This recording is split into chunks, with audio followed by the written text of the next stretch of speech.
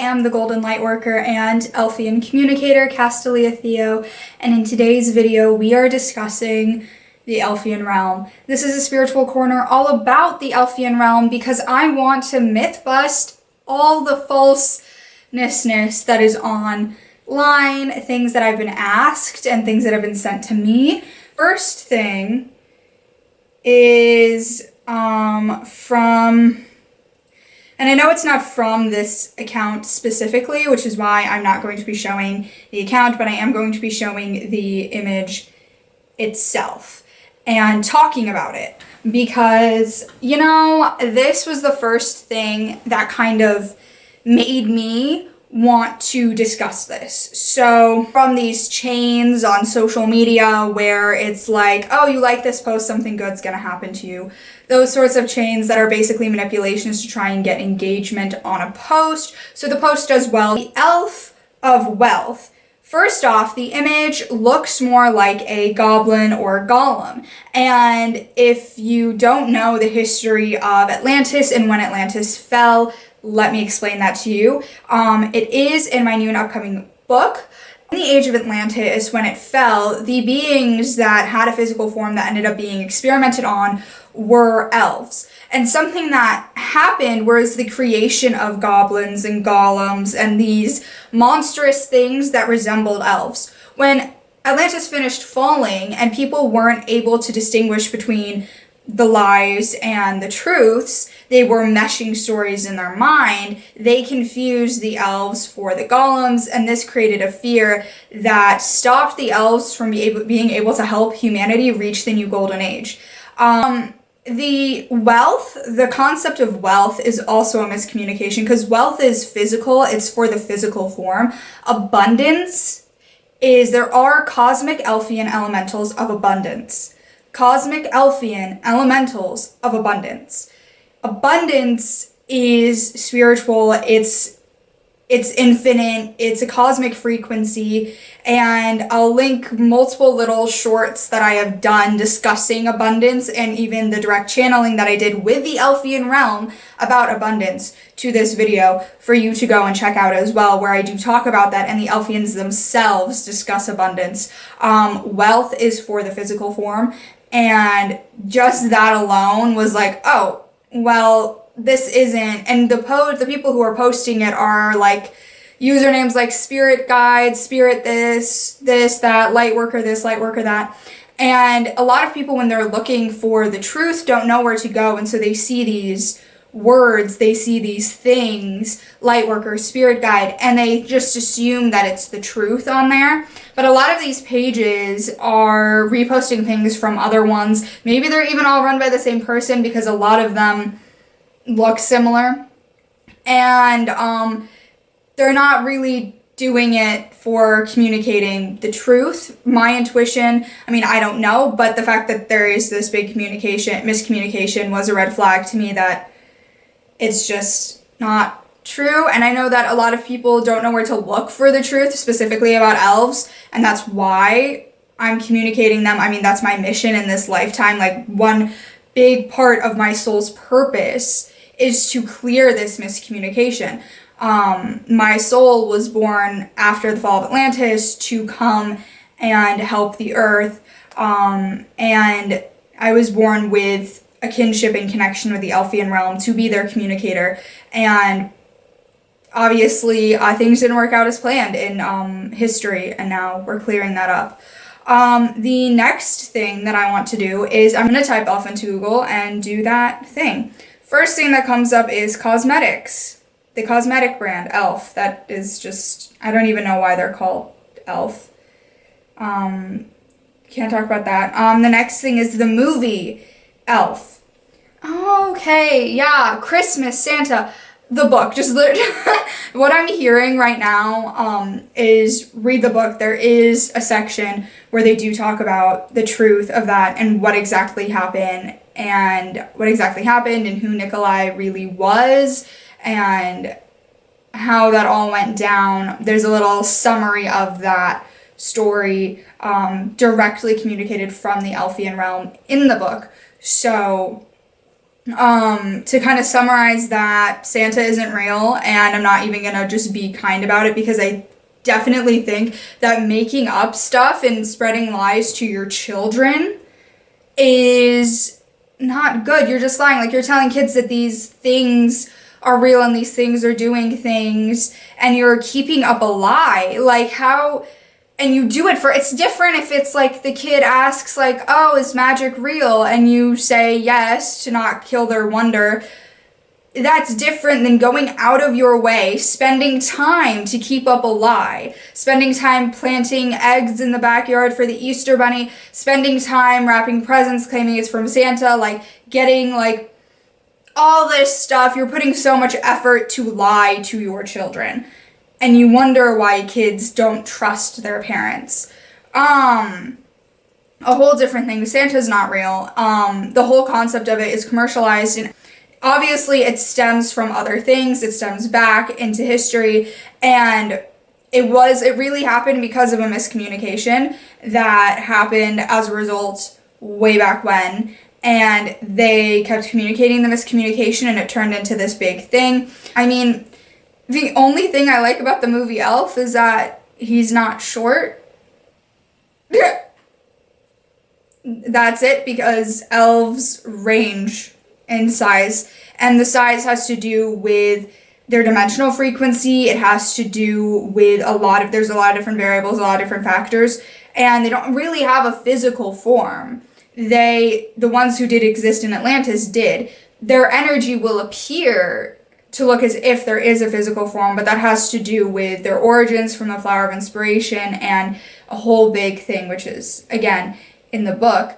But it's really just their energy height. And it depends on a lot of different factors. How close they are to the Flower of Inspiration, what's their dimensional frequency, how close they are to the veil line, what they do specifically, because sometimes they may have like a smaller energy because there's a lot more of them doing work, when as opposed to like being a spirit guide. Like, my Elfian spirit guide is taller because I only have one, and so there needs to be more energy from the Flower of Inspiration, and so that also has a huge factor in that. And yeah, why small, where that came from, is because a lot of the ones that people would see, if they could see beyond the veil, were smaller, because they would see the earth elementals or the no man joy bringers, who were smaller. And that's also where the nymph miscommunication comes from as well. A combination of the actual fairies and the actual Elfians, actual elves, and people being able to see them because it's near a portal, and because they appear beautiful, they gave them the term nymph, and all that stuff happened. So what are elf powers? Oh my gosh. Okay. Okay, one, mythology. Celtic mythology and Germanic mythology, all miscommunication. I actually don't think that there's one true thing in that mythology. What are their abilities? They don't have magic. They are beings from the positive polarity. They are an energy to help us in our spiritual development. They don't have magical abilities. Magic isn't really real. It's the high manifestation, intuition. Those things are abilities that we all have. We have highly empathic abilities. And when you're in the spirit form, you have more freedom to flow with the universe. And as a result of that, things may appear magical if someone were to look and see things. But if anybody is saying that they're looking beyond the veil and seeing elves doing magic, that's not what they're doing. Elves work with frequency, they work with energy, and they send energy, but they don't perform like spells. For example, what I'm hearing right now is when it comes to elementals, how they work with the frequencies and sending energy. They have that ability of being a part of the flower of inspiration. They will send inspiration energy into minerals and salts and dirt and into basically every element. They're the beings of the flower of inspiration. They're meant to spread inspiration. And so they'll do that. And it's just sending an energy. It's not this like big thing. And fairies don't perform magic either. I mean, I'm no fairy communicator or expert, but also dragons don't perform magic. They work with energy, they work with frequency, they work with cosmic frequency. Same with angels. There is no magic being done because humans created the term magic and they created these abilities that, yes, they do stem from something that could actually be done in the spirit realm. But again, it's spiritual, it's not physical. What is their weakness? This is again, okay, before I get there, dark elves, not real. Neither are dark angels, dark fairies. What there is negative entities that try and masquerade as beings of light, but they can't be those beings of light because they can't lie in the presence of light. So they will say the entities may refer to themselves as the dark version of something light, because they can't say that they're that thing. But if there's something coming to you and telling you that it's a dark version of something light, that is a negative entity trying to implant fear, and you're going to need to do a cleansing, a banishing. You're going to need to sage. You're going to need to call on the beings of light to send divine light, to send cosmic light, to send golden Christed light. You're going to have to call on all of that. You're going to have to call on the violet flame. You're going to have to call on the golden rainbow fire. You're going to have to call on a lot of different things to banish that negative entity. The next thing I'm seeing is that their weakness is that think they know everything. I can guarantee that no being of light is going to pretend that they know something if they don't. They can't lie. So they'll be honest. Elf, plural elves, in Germanic folklore, originally a spirit of any kind, later specified into a diminutive creature, usually in tiny human form. Okay, a spirit. They are a spirit. They do not have a physical form, and they do not... Okay, we're going to talk about this. The no-man joybringers, who are the Elfian domain that have been interpreted into Christmas elves, all of these things, because they stay close to the veil line, they're joybringers. The reason that they changed their domain name they changed it with their source, they changed it with the flower of inspiration, they changed it like universally communicated to other realms, that they were putting no man in front of the name of their domain and what they do, because of the fact that people think that they're human or they're like human, and they go by the term no man to showcase that they are nothing like man. So do elves like humans?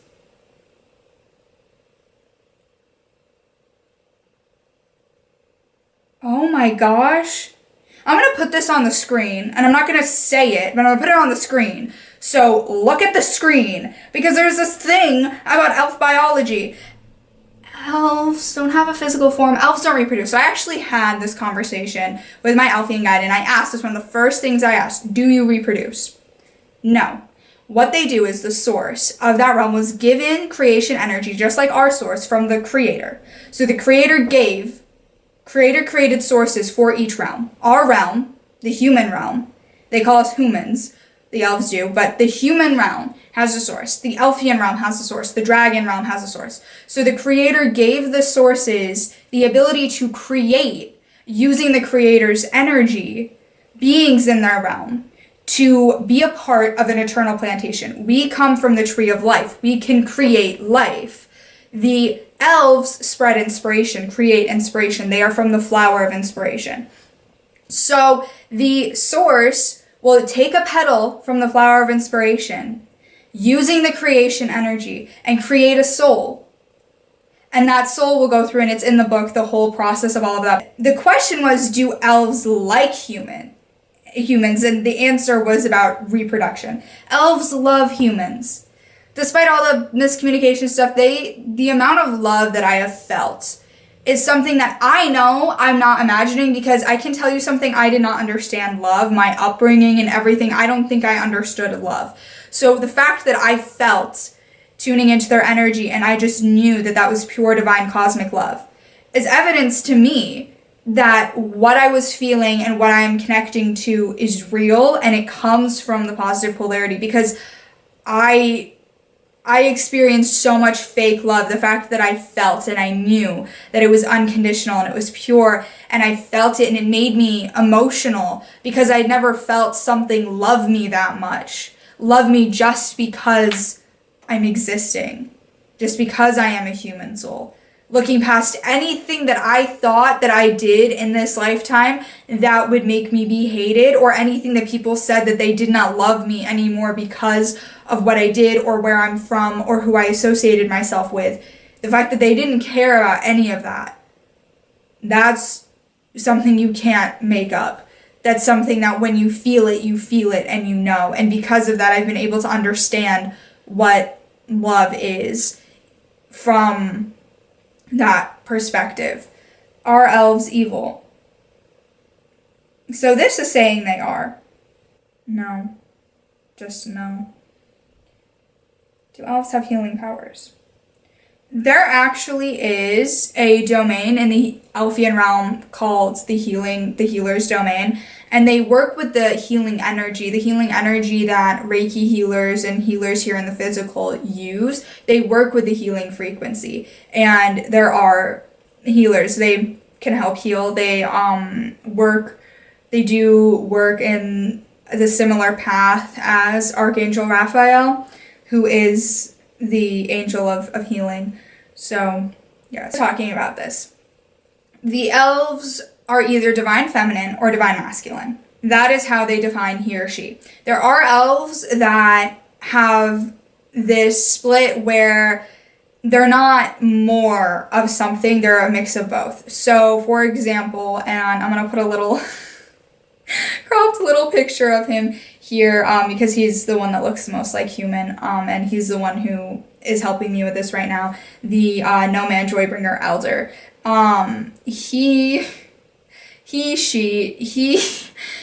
is more on the divine masculine side. They have both. All of them have both. It's just which one do they radiate more in. He radiates more in the divine masculine, but what's different is that he does switch a lot to divine feminine, and there are times where he's talking where I feel the energy shift to divine feminine, and it just has to do with the work that he does, and everything that is a part of his energy and his spiritual development.